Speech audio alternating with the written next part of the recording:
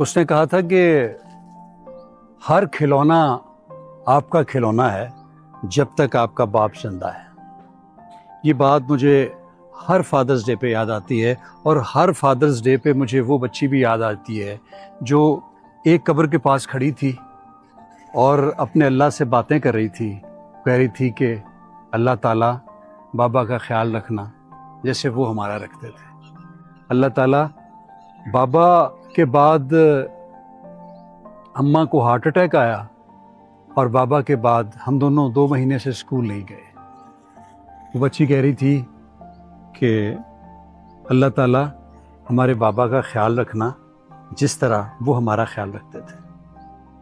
باپ، ان سے پوچھیں جن کے باپ نہیں ہیں۔ Happy Father's day.